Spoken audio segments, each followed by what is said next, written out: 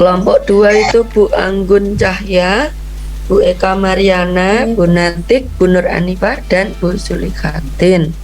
Yaitu yang pertama dengan cara menyampaikan tujuan dan memotivasi siswa. Selanjutnya menyajikan informasi kepada siswa dengan demonstrasi dan menyampaikan sedikit materi. Kemudian mengorganisasikan siswa ke dalam kelompok-kelompok belajar. Siswa dikelompokkan dalam beberapa kelompok, beranggotakan 4-5 kelompok dengan komposisi di dalamnya. Siswa yang berkemampuan tinggi dioplos dengan siswa yang berkemampuan rata-rata dan berkemampuan di bawah rata-rata. Kemudian yang terakhir adalah membimbing kelompok, mendampingi mereka untuk presentasi. Evaluasi dilakukan secara mandiri dan secara kelompok lewat LKPD tadi. Kemudian untuk yang evaluasi mandiri kita pakai soal yang uraian tadi, soal pengetahuan, walaupun dikerjakannya dalam satu kelompok tapi mereka mengerjakan pribadi.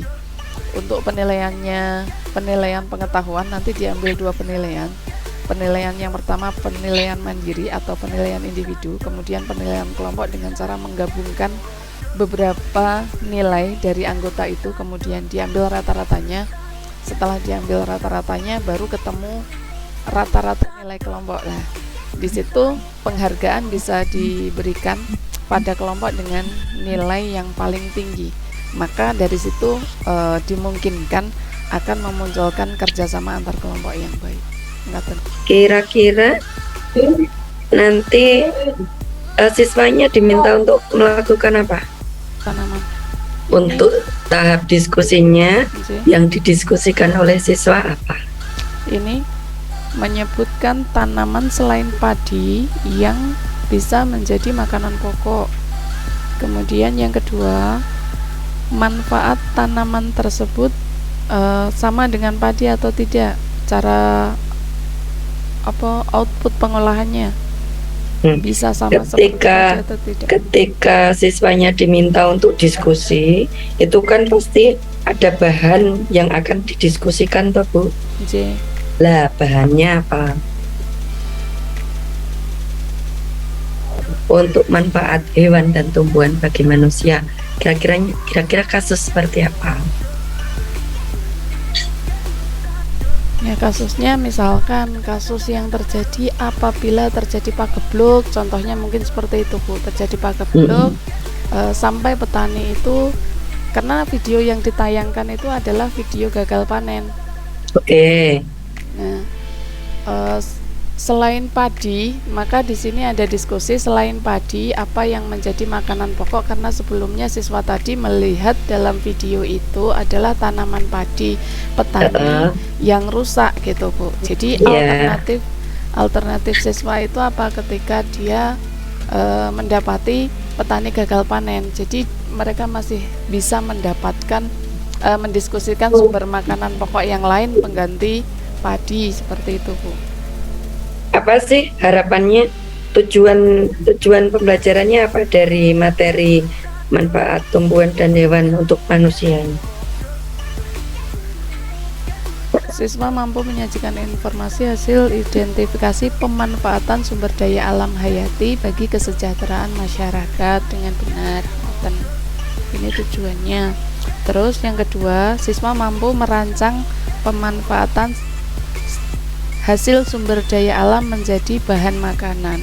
Nah, itu bagian itu yang harusnya difokuskan dalam pembelajaran. Bagaimana siswanya bisa merancang. Nah, kalau yang jadi bahan makanan itu ada di penugasan. Tugasnya seperti apa? Tugasnya ada di tugas paling belakang itu, tugasnya adalah membuat. Nah, di sini rekap nilai identifikasi tanaman menjadi bahan makanan. Tugasnya adalah identifikasi tanaman di sekitarmu. Kemudian kolom kedua adalah identifikasi olahan makanan jadi apa. Kemudian sikap rasa siswa bisa menyebutkan. Kalau kemarin yang saya kasihkan itu 3, 1 nama makanannya, kemudian bahannya dari apa. Nah, dari bahan itu uwite jenengane opo atau asalnya dari hewan atau tumbuhan apa gitu. Contoh yang saya berikan di lembar pertama itu gemblong contohnya. Gemblong itu dari apa? Mereka jawab telo gitu. Telo dari pohonnya apa gitu. Ya. Kalau hewan kira-kira seperti apa, Bu? Misalkan kalau di sini bakso mungkin, Bu. Bakso itu dari daging itu bisa jadi dari ayam, bisa dari sapi, ngoten. Bentuk manfaat lain yang bisa diambil dari hewan dan tumbuhan kira-kira apa selain untuk makanan? Selain untuk makanan, hewan dan tumbuhan di atas di materi sudah diberitahukan, bisa jadi obat, bisa jadi alat bahan kecantikan, bisa jadi perabot rumah tangga, alat kerajinan, dan lain-lain. Ya. Untuk hewan bisa jadi sumber daya energi juga kan? Peduli terhadap makhluk hidup, katanya PBL atau PJBL? PBL atau PJBL pendekatan? PBL, Ibu. PBL. Nah, coba Bu Natik jelaskan langkah-langkah PBL itu apa? PBL itu kita menemukan suatu permasalahan dulu. Nah, kita menemukan suatu permasalahan yang terjadi di lingkungan siswa yang berkaitan dengan peduli terhadap makhluk hidup. Kalau di materi ini adalah bagian-bagian tumbuhan, di mana siswa memecahkan. Di situ ada bagian-bagian tumbuhan dari akar dan sampai ke daun akar, batang, daun, dan lain sebagainya. Masalah-masalah yang bisa ditemui pada tumbuhan itu terkait dengan pemanfaatannya untuk manusia. Kalau masalahnya misalkan dari padi yang tidak terawat, berarti kan punya masalah di padi yang tidak terawat, kemudian imbas terhadap manusia itu apa? Maka dari siswa akan memunculkan untuk merawat tumbuhan tersebut. Nah, bagaimana cara merawatnya? Seperti itu, Bu. Ibu tadi kok kenapa pilih PBL tidak PJBL dalam materi tentang IPA ini? Apakah tidak cocok dengan PJBL? Ya, untuk cocok atau tidaknya menurut saya nggih cocok mawon, Bu. Cuman dari saya sendiri untuk PJBL-nya saya kurang menguasai. Maka saya mengambil PBL, saya mengambil PBL yang lebih menguasai ke siswa karena fokusnya adalah ke siswanya bukan ke sayanya, Bu. Jadi saya khawatir kalau saya ngambil PJBL sementara nanti saya pemecahan PJBL-nya belum mampu, nanti ke siswanya malah bagaimana, seperti itu, Bu. Terus terangnya di situ, Bu. Itu perlu dicoba, Bu. Iya, karena PJBL itu ada produknya, ada hasilnya, gitu. Nah, ini mohon untuk bisa pengalaman untuk Ibu. Dan di sini metode pembelajarannya apa, Bu? Metode pembelajarannya apa? Saya belum dengar tadi metode pembelajarannya apa. Yang saya bacakan pertama tadi, Bu. Itu kan pendekatan, ya. Pendekatan, iya. Metodenya itu untuk metode kan misalnya ceramah itu metode. Untuk siswa. Misalnya ceramah, ya. Bu. Ini model dan metode pembelajarannya ada di bagian pendekatan. Itu yang pertama kali untuk guru itu memberikan penguatan atau ceramah, untuk siswanya adalah fokus ke diskusi, kemudian ada tanya jawab dari guru, yang terakhir pakai penugasan, Ibu. Natik coba dari rangkaian mulai dari KI sampai langkah pembelajaran ini untuk evaluasinya itu coba saya dijelaskan contoh penilaiannya untuk aspek sikap atau afektifnya. Untuk penilaian sikap kita memakai perubahan tingkah laku siswa karena yang diharapkan adalah perubahan tingkah laku dari sisi tanggung jawab mengerjakan tugasnya. Kemudian yang paling diharapkan dalam STAT tadi adalah kerjasama yang kemudian peduli. Untuk cara penilaiannya kategori tanggung jawab, kerjasama dan peduli itu ada 4 kategori. Yang pertama kategori kurang itu dengan skor 1, kategori cukup dengan skor 2, kategori baik dengan skor 3, sangat baik dengan skor 4. Jadi total nilai penilaian sikap nanti adalah 12 skornya. Dikalikan 100 kemudian dibagi 10, jumlah nilainya nanti 10 untuk penilaian sikap. Ngoten Ibu. Bu. Buka Al-Qur'an surat At-Takwir. A'udzu billahi minasyaitonir rajim. Bismillahirrahmanirrahim. Idza syamsu kuwirat wa idzan nujumu kadarat wa idzal jibalu suyirat wa idzal 'isyaru ubtilat wa idzal wuhushu husyirat wa idzal biharu sujjirat wa idzan nufusu zuwijat wa idzal mau'udatu su'ilat bi ayyi dzambin qutilat wa Sudah cukup mawon.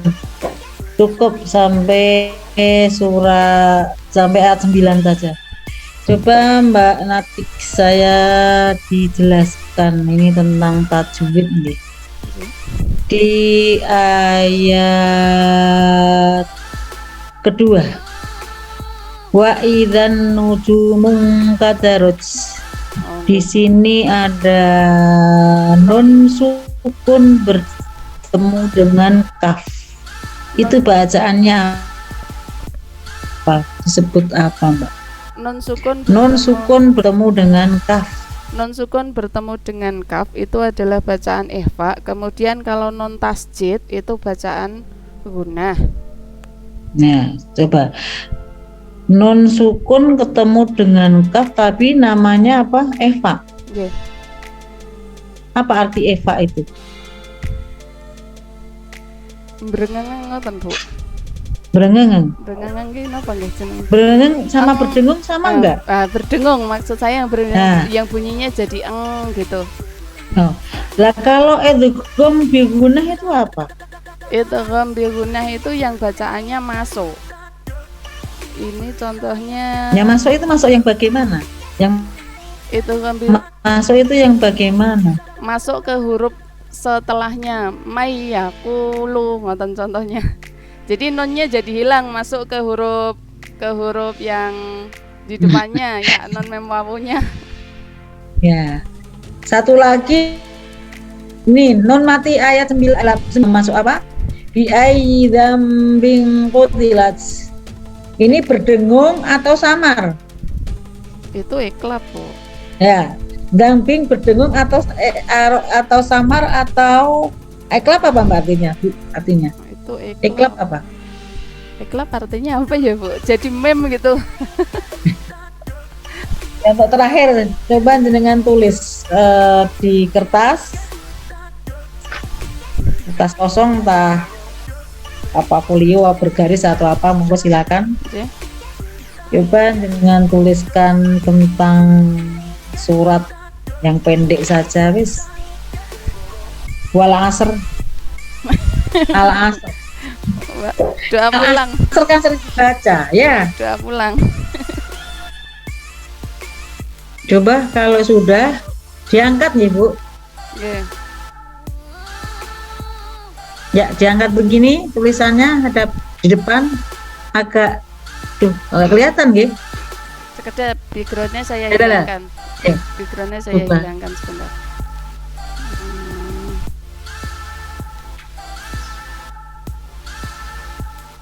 Ya cukup, sudah cukup. Terima kasih Bu Natik. Cukup ujian komprehensif pada sore hari ini. Wassalamualaikum warahmatullahi wabarakatuh. Waalaikumsalam warahmatullahi wabarakatuh.